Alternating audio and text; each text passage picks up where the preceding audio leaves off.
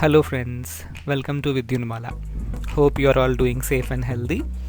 In this video, I'm going to talk about electrochemistry part 2. So I stopped at conductance of electrolytes like specific, molar and equivalent, various factors that influence specific conductance. In this video, we'll talk about Arrhenius theory of electrolytes and Kohlraasch law and its applications. Then, what is Arrhenius theory of electrolytes? Arrhenius is the scientist first gave some postulates about various electrolytes. An electrolyte, when dissolved in water, breaks up into two types of charged particles, one carrying a positive charge and the other carrying the negative charge. And these charged particles are called as ions. Positively charged ion is termed as cation and negatively termed is known as anion. The process of splitting of the molecules into ions of an electrolyte is called ionization. In my previous video, I have discussed what dissociation and what ionization that stands for. So the splitting or breaking up of molecules into ions is called as ionization.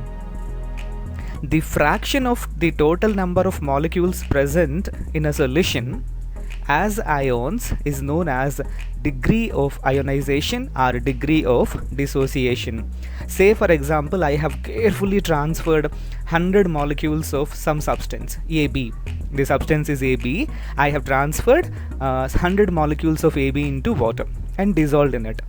Then what is the number of molecules that got either dissociated or ionized, and that fraction is called as degree of ionization or degree of dissociation. Say for example, in the transferred 100 molecules of AB, 99 molecules got dissociated. So degree of dissociation is given as 99 by 100. Say for example, I have taken 100 molecules of AB, only 3 molecules got dissociated. Then degree of dissociation given as 3 by 100.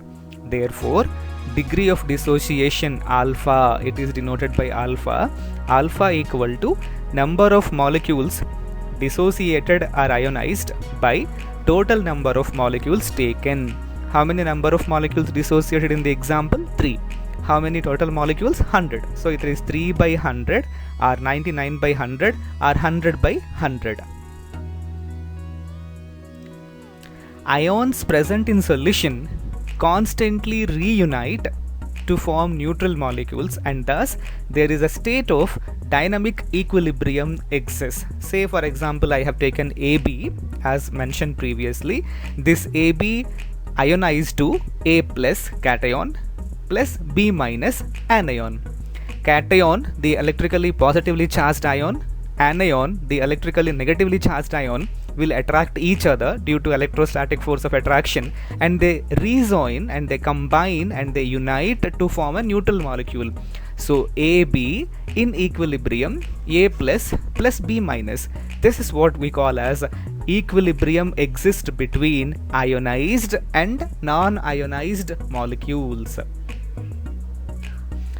When electric current is passed through the electrolytic solution, the positively charged ions, that is cations, will move towards the negative terminal, that is cathode, and the negatively charged ions, that is anions, will move towards the anode, that is the positively charged electrode. And there occurs a process called electrolysis.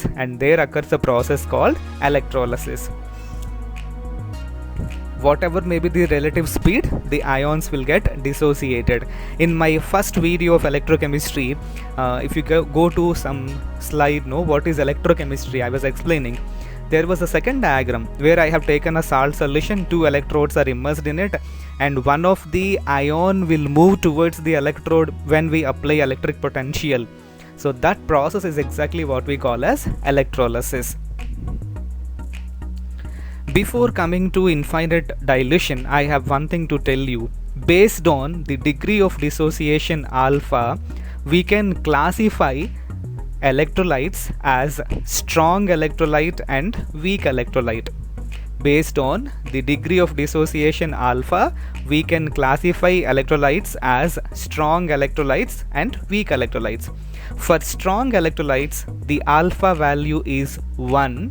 For weak electrolytes, the alpha value is less than 1.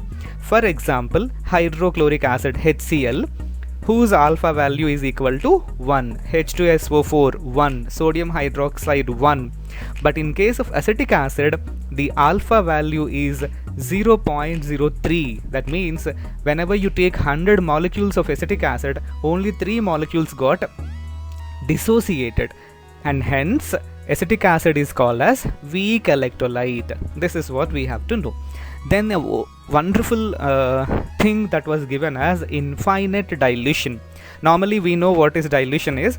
Say for example, the milk boy, whenever we get milk from a person, he will do some mixing, and that is what exactly we call as dilution. Say for example, he transfers 1 ml of milk and 1000 ml of water. Otherwise, 1 drop of milk, 2000 ml of water. It is what we call as infinite dilution. Say for example, I have a solution whose concentration is 1 molar. I diluted it tenfold. Then the concentration becomes 0.1 molar. I further diluted to tenfold, so 0.01 molar. If I do infinite dilution, then the concentration should be, for example, 0.000000000000 goes on infinite 0 and 1 molar. At infinite dilution, what happens is the substance becomes completely ionized. Even it is strong, even it is weak, at infinite dilution, the substance or the electrolyte gets completely ionized. Then the concept of ionic migration. Migration means movement. Ions will move. Where the ions are present? The ions are present in the solution of electrolyte. What is the solution made up of? Solvent and solute. What is the solute? AB or NaCl. What is the solvent? Water. So you have Na plus ions and Cl minus ions present in water, which will influence the migration of sodium ions and which will influence the migration of chloride ions when this solution is placed under external electric field. So it is the movement of ions in the influence of external applied field, and this depends on viscosity of the solvent, charge of the ion, size of the ion, and applied external electric field. What is viscosity? We know from physics, we know that viscosity is the frictional force that opposes the layers of a liquid when they are moving. The frictional force that opposes the movement of layers of a liquid. Simply to make you understand what frictional force is, mostly you ride bikes, and you do some sort of skits on riding bike on a road, and that is what exactly we call as frictional force, the opposing force between two layers of any liquid. Charge of the ion, higher the charge, higher is the movement. Size of the ion, lesser the size, higher the movement. High potential is applied, higher will be the movement. So frictional force is given by a formula 6 pi eta r s. S is a characteristic constant, r is the radius, eta viscosity coefficient. 6 pi, when you take a cylindrical structure, you will find it. Applied field equal to capital Z, capital E, small e. Capital Z is the charge, E, small e, charge of the ions, and capital E is the applied external field. Then when the ions will move when the frictional force becomes equal to the force applied. When the frictional force becomes equal to the force applied. Say for example, you are walking on a road or you are driving a bike. Suddenly you found a poster in which your favorite actor or favorite actress is there. Automatically what happens? You will stop for a moment. That is what friction. That particular actor or actress whose poster is there on the road, you will see and you will stop for a fraction of second. Then suddenly from the backside someone will blow horn. That is applied field is applied. He'll blow horn, hey man, go away. Then you come into this world and say, okay, I have to move, I will move. So when it happens, when the frictional force becomes either equal to the applied force or greater than the applied force. So then 6 pi eta rs is equal to ZEE. So S equal to ZEE by 6 pi eta r, and this S is also known as mu. Mu is called as mobility of ions. This mu equal to ZEE by 6 pi eta r. So this is a formula to calculate ionic migration. And now we have to talk about Kohlraasch law and its applications. Kohlraasch, the name of the scientist who gave wonderful things to the science called electrochemistry.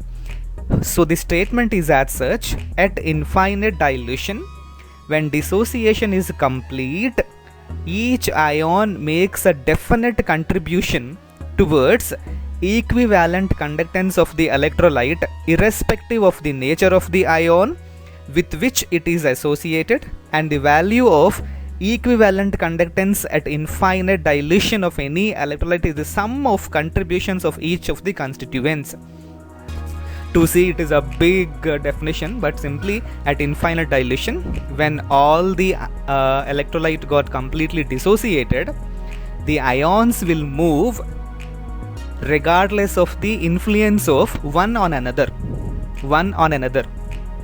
So one will not stop the other will not stop the first one. So cation will not influence the migration or movement of anion, and anion will not influence the migration or movement of the cation. Under such conditions, the total equivalent conductance is equal to equivalent conductance of the cation plus equivalent conductance of anion. Under such conditions, the total equivalent conductance is equal to the sum of equivalent conductances of cation and anion. So lambda, capital lambda, it is not small letter lambda, capital lambda subscript m, that is molar conductance, superscript infinite. So lambda m infinite is equal to molar conductance at infinite dilution, which is given as m lambda plus infinite plus n lambda minus infinite. Here lambda infinite, you know it is the molar conductance at infinite dilution of, what do you mean by the letter plus? Cation minus anion. What are the m and ions? These are the number of ions formed. See, if it is NaCl, lambda m infinite NaCl is equal to 1 lambda infinite Na plus 1 lambda infinite Cl minus. If it is HCl, lambda m infinite HCl is equal to small lambda infinite H plus, coefficient is 1 plus 1 lambda infinite Cl minus, because 1H plus 1 Cl minus. Whereas the case is different with barium chloride. Lambda infinite barium chloride is equal to lambda infinite Ba2 plus 2 lambda infinite Cl minus, because 1 barium plus 2 will combine with 2 Cl minus. So the total becomes 2 lambda infinite BaCl2. Likewise, we will be calculating. So then, what are the applications of Kohlraasch law? As mentioned earlier, it is not possible to determine the molar conductance or equivalent conductance of weak electrolyte by simple experimentation. It is not done, because weak electrolyte by name itself, it cannot dissociate completely into its ions. So how do we do so? Kohlraasch law made it easy to calculate the molar conductance or equivalent conductance of weak electrolyte. We have to get with the strong electrolytes of the some substances. Say for example, if you want to calculate the molar conductance of acetic acid, CH3COOH, you cannot do it because it is highly impossible, but at infinite dilution you can do it. So lambda m infinite CH3COOH. How do you do so? Very easy. CH3COOH no, you have to get with the salts like sodium acetate, which is a strong electrolyte, then sodium chloride, strong electrolyte, then HCl, strong electrolyte. So by taking 3 strong electrolytes into consideration, you will be calculating the molar conductance of a weak electrolyte. We'll see. So capital lambda m infinite HCl plus capital lambda m infinite sodium acetate minus capital lambda infinite NaCl. Then what happens? So capital lambda HCl is equal to small lambda H plus plus small lambda Cl minus. Capital lambda sodium acetate is equal to small lambda acetate ion plus small lambda sodium ion minus lambda Na plus minus Cl minus. So just by cancelling, what will be cancelled off here? Here sodium ions will be get cancelled, Cl minus ions will be get cancelled. One is plus and the other is minus. So you'll find out lambda infinite H plus plus lambda infinite CH3COO minus. What is the result? It is the lambda of acetic acid. So by this way, we can calculate the molar conductance or equivalent conductance of weak electrolytes. Then what is the second application? We can calculate the degree of dissociation of weak electrolytes also, because weak electrolytes will get dissociated completely at infinite dilution. So alpha equal to number of molecules dissociated into ions by total number of molecules taken. How do you find out the total number of molecules taken? That is from lambda infinite. So lambda infinite. How do you calculate the number of molecules dissociated? It is done at a given concentration.